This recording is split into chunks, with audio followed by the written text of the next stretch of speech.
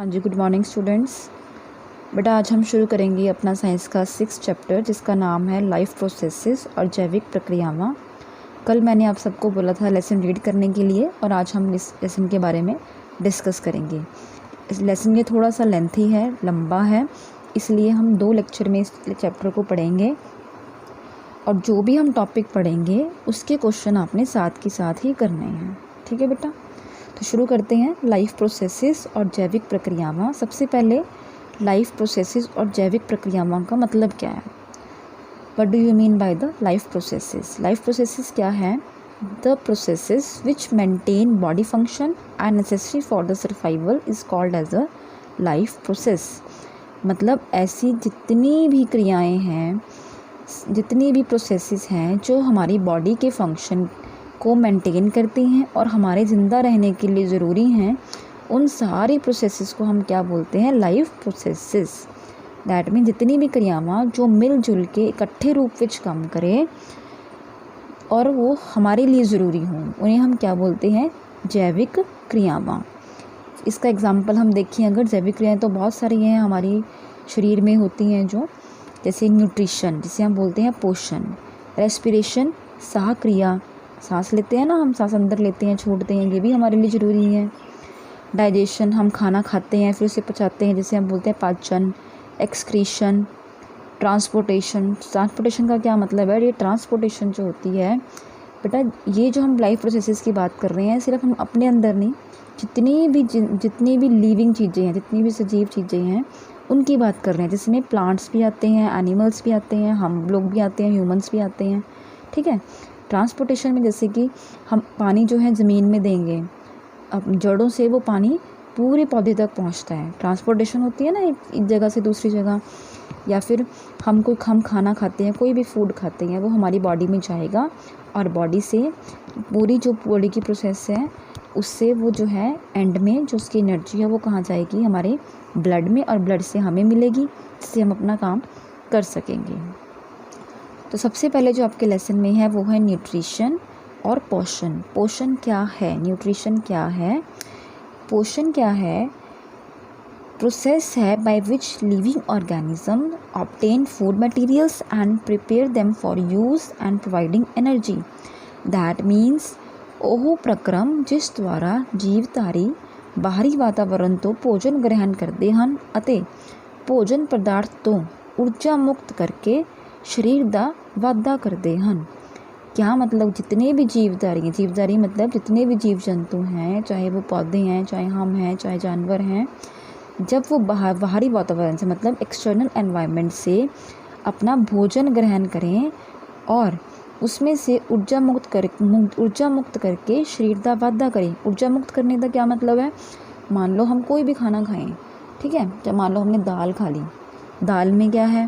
Protein है ना, तो वो दाल के अंदर का प्रोटीन है जो हमारी बॉडी है वो एब्जॉर्ब करेगी, पहले उसमें से ऊर्जा लेगी, उसके बाद ही हमारी बॉडी का जो है वो प्रोसेस होगी ना, पूरी डेवलपमेंट होगी हमारी बॉडी की।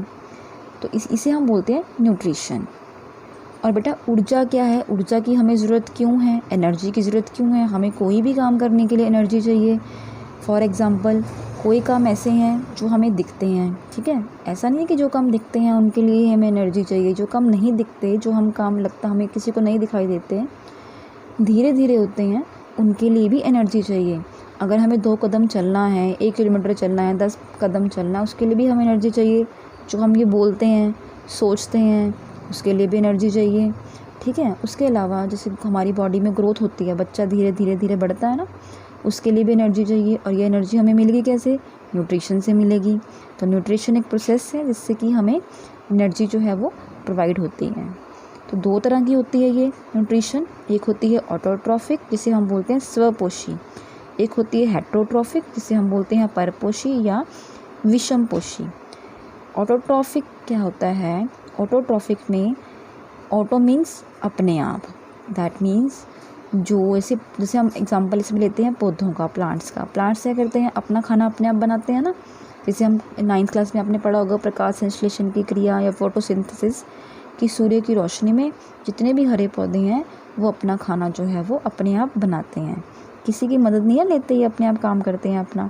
इन्हें हम बोलते हैं ऑटोट्रॉफ और स्वपोषी। एक होता है हेट्रोट्रॉफ्स, जिसे हम बोलते हैं परपोषी या विखमपोषी। जैसे हम आ गए ह्यूमंस, हम क्या है, अपना खाना अपने आप तो नहीं बनाते ना, हमें दूसरों की मदद लेनी पड़ती है। दूसरों की मदद मतलब सबसे पहले हम क्या करेंगे, हमें एनर्जी के लिए गैस भी चाहिए, या हम पौधों पे डिपेंड होते हैं, पौधों से हम खाना लेते हैं ना। या कई लोग जो होते हैं वो नॉन वेजिटेरियन होते हैं, जानवरों को खाते हैं, कोई अंडे खाते हैं, मतलब अपने आप नहीं हम अपना भोजन तैयार करते। अपनी एनर्जी के लिए हम किस पे डिपेंड हैं, दूसरों पे डिपेंड हैं। ये इंपॉर्टेंट क्वेश्चन है बेटा, ये क्वेश्चन बहुत बार पूछा जाता है कि what is the difference between the autotrophs and heterotrophs, और स्वपोषी और विषमपोषी में क्या अंतर है। ठीक है, इसके बाद जो हेटेरोट्रॉफ्स होते हैं, इसकी भी आगे 3 टाइप्स हैं जो आपने करनी है। कुछ पैरासिटिक हैं, जैसे कि खटमल वगैरह हो गए, ठीक है, कुछ बैक्टीरियाज हो गए, वो अपने पूरा डिटेल में पढ़ना है। उसके बाद हमने देखना है कि ऑटोट्रॉफ्स जो स्वपोषी हैं, उसमें एक आएगी प्रकाश संश्लेषण की क्रिया, जिसे हम बोलते हैं फोटोसिंथेसिस। या 6-7 क्लास से पढ़ते आ रहे हो, लेकिन उसमें आपने ये रिएक्शन जो है वो ज़रूर लिखनी है। सभी को पता ही है कि जो हरे पौधे होते हैं उसके अंदर क्लोरोफिल जो है वो प्रेजेंट होता है। मैं आपको बताऊंगी अभी कहाँ प्रेजेंट होता है। तो जो हरे पौधे होते हैं, ये कार्बन डाइऑक्साइड और वाटर, जब ये दोनों आपस में मिलते हैं, सनलाइट, सूर्य की रोशनी और क्लोरोफिल की प्रेजेंट में, तो ये क्या बना देते हैं, ग्लूकोज C6H12O6 प्लस ऑक्सीजन। तो ये क्या हो गया, पौधों का खाना हो गया, भोजन बना लिया उन्होंने अपना। ठीक है बेटा, ये रिएक्शन ज़रूर करनी है इस क्वेश्चन में आपने। तो अब हम देखते हैं क्लोरोफिल। आपकी बुक में ये क्लोरोप्लास्ट का भी दिया हुआ है कि क्लोरोप्लास्ट क्या है। क्लोरोप्लास्ट, जैसे कि मैं आपको बताऊं अगर एग्जांपल लेके, मान लो ये एक लीफ का स्ट्रक्चर है, ये क्या है, एक पत्ता है, ठीक है। तो पत्तों में क्लोरोफिल कहाँ प्रेजेंट होगा, अगर हम इसकी ऊपर वाली लेयर देखें ना, ये ऊपर वाली लेयर, अगर हम इसका ऐसे माइक्रोस्कोप में देखें तो ये ऊपर वाली लेयर को हम क्या बोलते हैं, क्यूटिकल। ठीक है, हार्ड लेयर है ऊपर वाली लेयर जो है ये पत्ते की। क्यूटिकल के नीचे बेटा ये छोटे छोटे से ना सेल प्रेजेंट होते हैं, जिसे हम बोलते हैं एपिडर्मिस। ठीक है, एपिडर्मिस के नीचे ये ऐसे बड़े बड़े सेल प्रेजेंट होते हैं, जिन्हें हम बोलते हैं प्लांट सेल। प्लांट सेल जो होते हैं, प्लांट सेल के अंदर ये छोटे छोटे से ऑर्गेनल्स प्रेजेंट है, जिसे हम बोलते हैं क्लोरोप्लास्ट। और क्लोरोप्लास्ट के अंदर जो ये क्लोरोफिल है ये प्रेजेंट होते हैं। ठीक है, ये दैट मीन्स क्लोरोफिल कहाँ प्रेजेंट है, क्लोरोप्लास्ट में क्लोरोफिल प्रेजेंट है। और ये क्या है, एक प्लांट सेल है जो कि लीफ के अंदर प्रेजेंट्स होते हैं।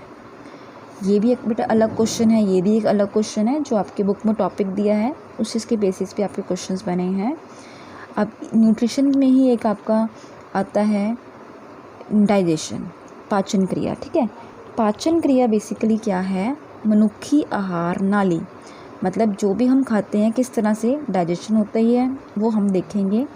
सबसे पहले माउथ, मुंह से हम खाना खाते हैं, फिर आते हैं टीथ से हम खाना चबाते हैं, टंग से हम टेस्ट करते हैं, फिर आता है सलाइवरी। सलाइवरी क्या है, लार, मतलब कि जो हम मुंह में खाना खाते हैं, फिर जो हमारे मुंह से लार निकलती है उससे खाना चिपचिपा होता है ना, उससे फिर टूटता है वो।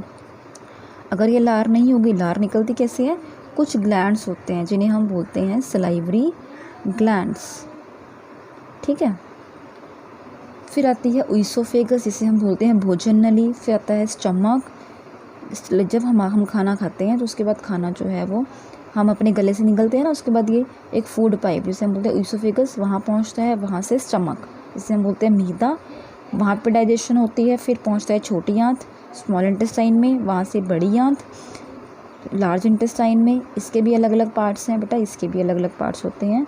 उसके बाद रेक्टम में और एंड में एनस से हमारी बॉडी के बाहर चला जाता है।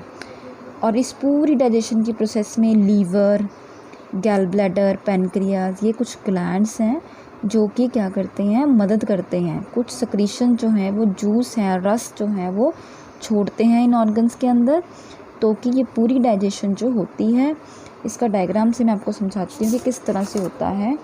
मान लो बेटा ये डायग्राम है, इसका डायग्राम है ये हमारी आहार नली का, हमारे डाइजेस्टिव सिस्टम का डायग्राम है, सभी ने ये डायग्राम बनाना है। मान लो हमने मुँह से खाना खाया, ठीक है, कोई भी ये पोर्शन ले लिया हमने, ये फूड जो है वो लिया माउथ से, उसके उसके बाद क्या होगा, दांतों से हमने चबाया और ये फेरिंग्स है, यहाँ पे फेरिंग्स प्रेजेंट होता है और यहाँ पे क्या है, ये ईसोफेगस, ये गले से हमने ये फूड जो है वो हमारे ईसोफेगस में पहुँच गया।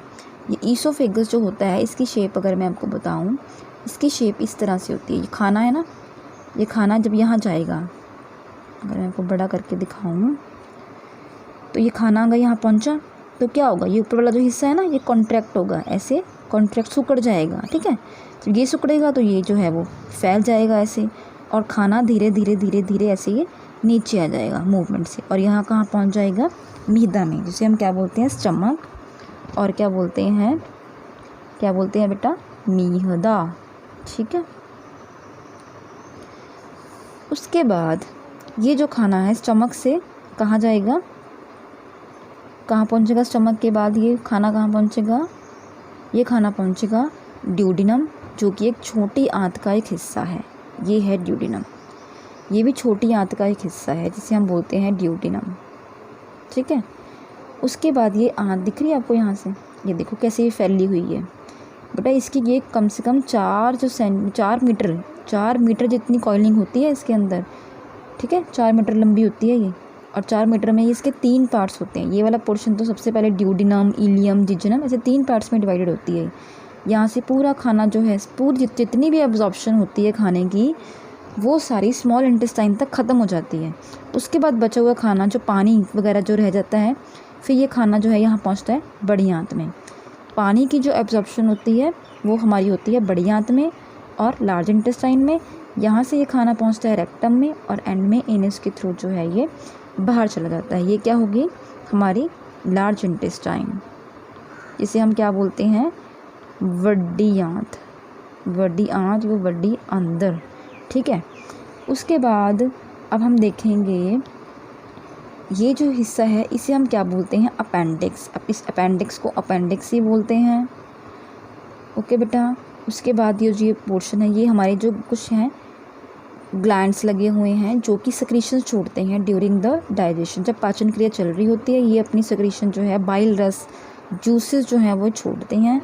इसे हम बोलते हैं पेनक्रियास। पत्ते की तरह दिखता है जो लीफ लाइक, और ये हमारा क्या है, ये 2 लोब जो है ये है हमारा लीवर, और ये जो पोर्शन लीवर की यहाँ दिख रहा है छोटा सा, ये हमारा क्या है, गैल ब्लैडर।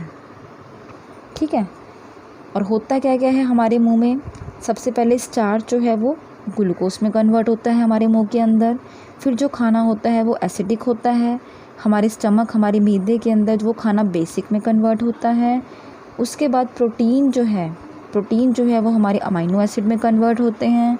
फ़ैट जो है, जो भी हम जितना भी हम ऑयली, जितना भी फ़ैट हमारी होता है, वो सारा फैटी एसिड्स में कन्वर्ट होता है इन द स्मॉल इंटेस्टाइन और छोटी आंत।